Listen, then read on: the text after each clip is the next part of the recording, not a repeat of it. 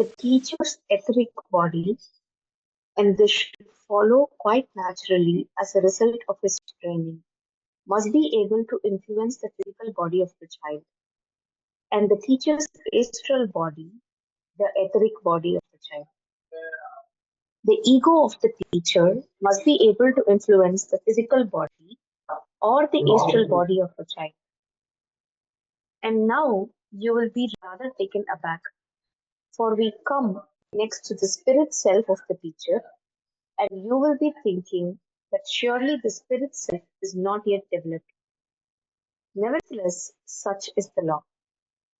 The spirit self of the teacher must work upon the ego of the child. Education is indeed veiled in many mysteries. One moment. Yeah, we talked a little bit about this yesterday, where the higher, subtler body work on the lower body of the child. Higher body of the teacher works on the lower body of the child. So eventually, when we come to the ego of the child, just the developed ego body in the teacher is not enough. We need to be higher than that. So, for example, even when children are very little, and maybe not out of their developed ego, but a sense of ego that is developing, they may say, I hate you, or something like they just shout back at you, or something like that. Then we get very offended, we get very upset, because my ego is hurt there, which means that I have not, as an adult, have not gone to the next level yet. So the simple child's ego is hurting supposedly the mature ego of the parent or the teacher. So if I get to the next level, which he calls your spirit self, then I shall be able to handle the child's ego, which might look something like this. When the child says, I hate you in the open, then you could be cool enough, not react, but say, what is it that you hate in me? So you engage the child in talking, because your higher self tells you that the child is just throwing a tantrum. He doesn't really mean what he says. Or even if he does mean, if the child is 12, 13-year-old, you may find that the child is meaning really. And with our developed sense of self, the spirit self, we'll be able to engage the child to find out the root cause of why the child may be hating me. And then it kind of, typically they're very simple, trivial stuff, and children just blurt some things out because they've heard something from their environment. So it's essential that I develop my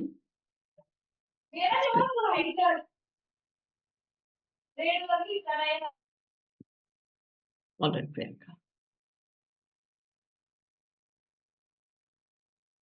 What was of great concern to Stilner was the effect of the teacher's astral body.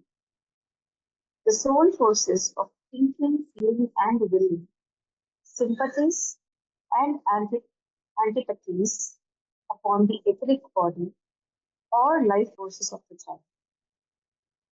This is also an important issue for parents, especially the primary caregiver.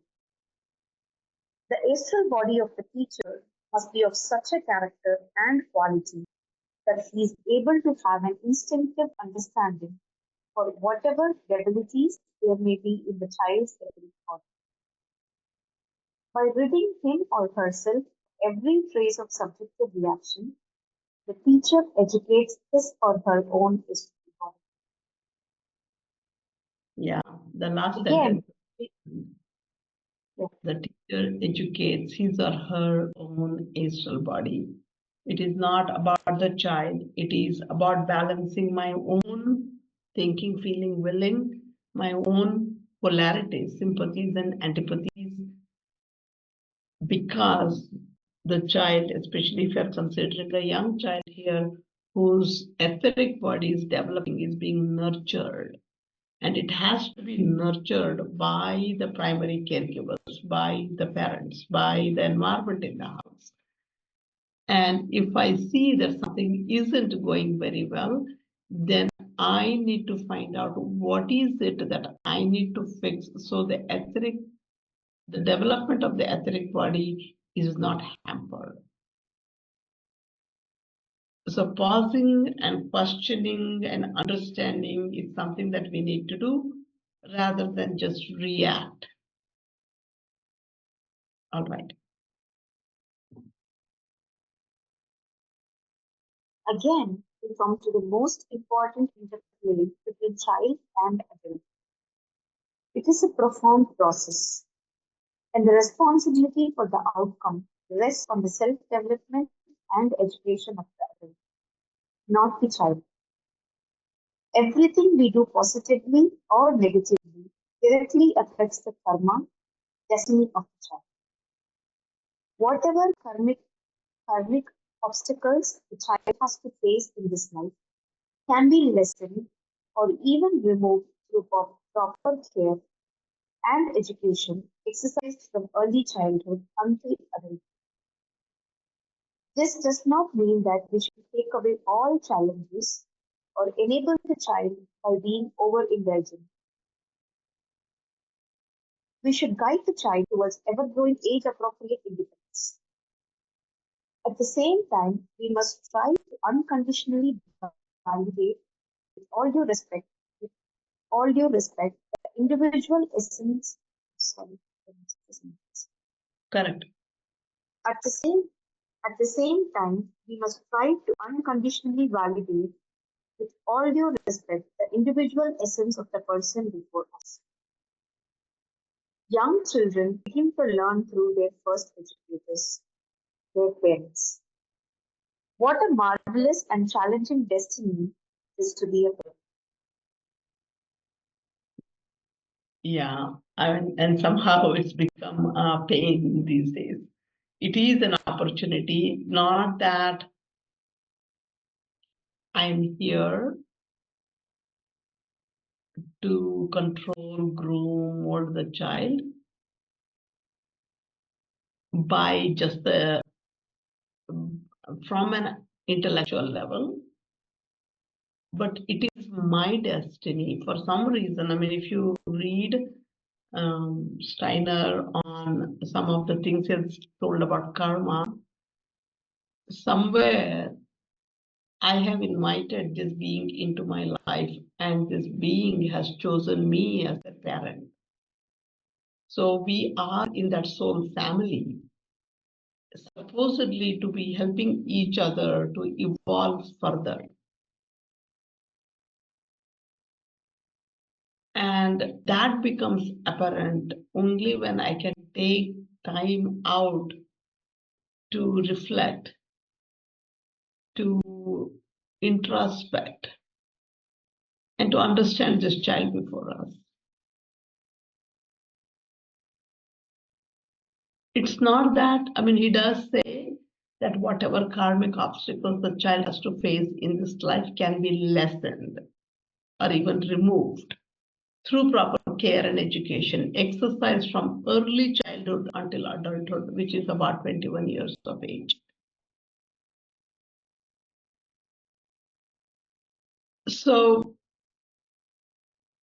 I mean, I think it'll get too intensive, and I'm not that well read yet on karma, but with whatever I understand, that I have come or taken this life to do certain things, to learn certain things so that I can progress.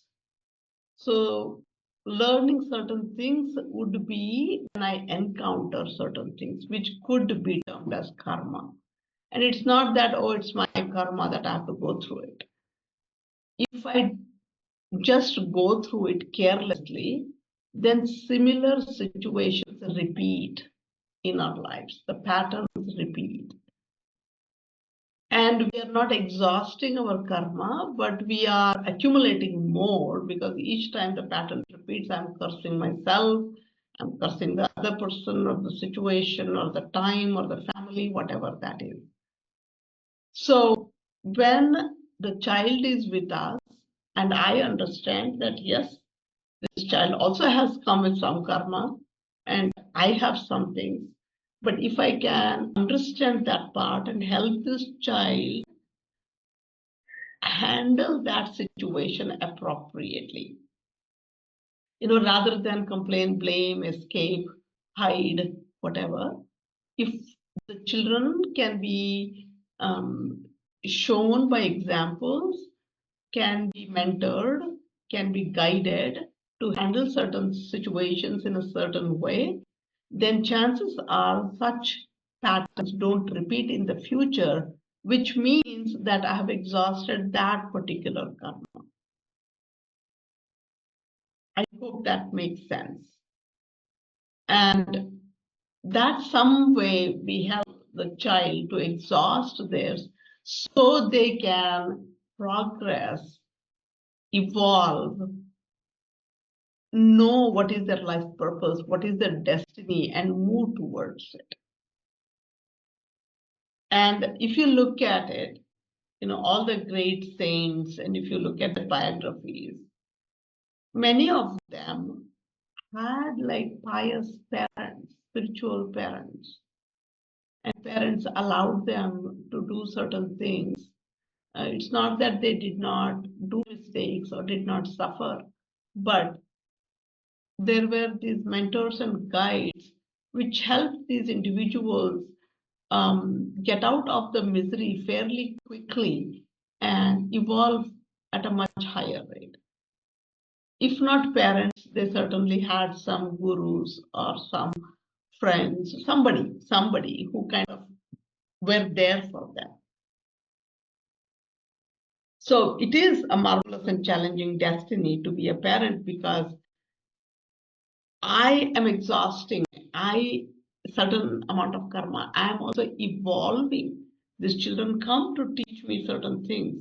And if I can learn from every interaction that I have with every, I don't want to just say children or our own children, with every interaction that we have with people, with life in general, with nature in general, if I can reflect on that, certainly I start exhausting my karma and progress towards my evolution. Yeah, Priyanka. Yes. We affect one another in many ways, not all of which are at first perceivable on the surface. But moods, unspoken agendas, thoughts, feelings, and intentions are imprinted into the souls and even into the physical bodies of developing young children. Many struggles we encounter as adults have their origins in childhood. Children who are censored from expressing themselves in early childhood will have difficulty speaking up for themselves as adults. Let us not pass our own struggles onto our children or students. Extremely important paragraph, I would say. Yes.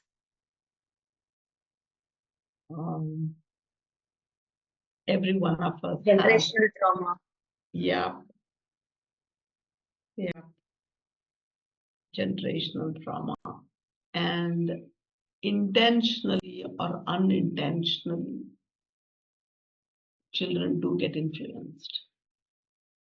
And rather than looking out, if I can look into myself, the difficulties that I have, am I able to express myself? I relate to this very, very well. Somehow I never, it is not that my parents stopped me from speaking, but there was one instance where I had mispronounced a word, and my father just laughed. And that was like a big insult to me. Now looking back, I mean, I have heard him laugh like that many, many times later, but at that particular moment, the age I was in or whatever, I said to myself in some way, I cannot recall that, but I would never, ever, ever read loud, speak loud in front of anybody. That's it. I mean, that was some kind of a oath, wow, I had taken, And then later on, much later on, maybe 15, 18, 20 years later, when I was working, um, my boss would always come around and say, Shubha, speak up, don't mumble. And I would always mumble. I could never talk out loud in front of authorities. I could speak openly, I could laugh, joke, whatever, if I perceived myself as an authority, or at least I was with equals. But wherever I perceived somebody as an authority over me, I could not speak. And I understood this only 5, 6 years ago. And this happened to me probably when I was 8 or 9 or 10, I'm not sure when. And it stayed with me for a long time. And I must say I was lucky in some way that I got into this path of getting help and reflecting, journaling, whatever. And there could be many that I don't even realize yet. But I've also seen many who don't even see this. They still are out there to blame everyone else. And because my mother was a certain way, my father was a certain way, my teacher was a certain way, I have learned to live, found ways, we call them coping mechanisms, which are not really helping an individual evolve. And that is where our anger and frustration and irritation all stem from. And now, if I can understand that, taking my own examples, do I want my children to be subjected to similar trauma that I was, knowingly or unknowingly, by the others around me?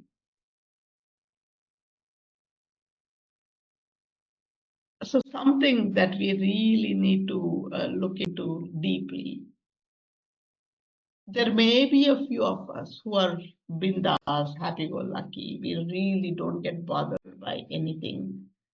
We can go get anything done, all that.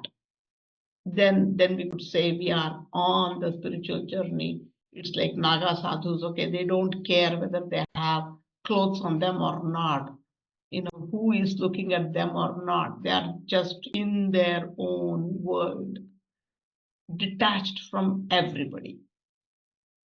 As long as we are in a relationship with anyone, even the house, I mean, this is my table. I need my table to do my work. I mean, this is attachment to my table. And the minute my table is taken away by somebody else, it breaks down or something, my heart breaks down. Then I have not evolved yet. So I'm considering many of us, most of us are in that category, and we just need to work. We do not definitely want to pass on our struggles on our children or students. All right. So when do this blame game turn? At which point does it turn inwardly instead of blaming others? Well, you need to become present. You need to become mindful. Anytime you find yourself complaining or blaming, take that situation to work on it. Why did you really complain about this person or situation? Then you will, look down to some belief that you had made out of. And there are like affirmations that you can do. If you are really strong about it, you say, I'm never ever going to repeat this again. If I do, then I reward myself. If I don't do, I reward myself or punish myself, whatever, some hard penance that we take up, it's not like hard penance, but yeah, if you look at, you are getting lots of stories from these sadhus on any platform right now. And if you look or listen to them or hear their stories, they are like alone wandering the Himalayas, bearing the brunt cold, having no food. I was listening to one person and he said he's survived only on khichdi and for months together. And they had to come to village to get some things. And he knows of one other person he was telling, she wakes up at 3 a.m. in Gangotri, chill waters. She takes her bath and does her meditation until 11, 12. So almost 8 to 9 hours. And then she goes out to find some food, cook some food, feed animals and plants and whatnot. And whatever she's gotten, whatever is left, she has it. And then goes to temple for 2-3 hours, then goes back into meditation until about 11 p.m. That's an extreme example I'm giving, but what we are trying to do here is constantly keep reflecting and looking and writing it out, becoming mindful, asking for forgiveness, forgiving people. This is like daily cleansing. If you can relate to taking, like you wake up, you brush your teeth, you wash your face. That's first level of cleansing. And then every time you eat, you go wash your hands and rinse your mouth. Another cleansing. Shower every 3 days, maybe head bath. Every week, maybe an oil bath. So we have rituals to clean our own physical body. No, I need much more rigorous rituals to clean my soul. So it's a process, it's an ongoing process. And the more serious and consistent you are, you will start seeing the results.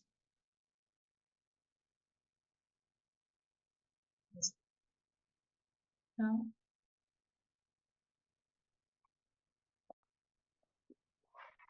Should we stop here? I think the next one is pretty long. Oh. All right. Thank you all very much.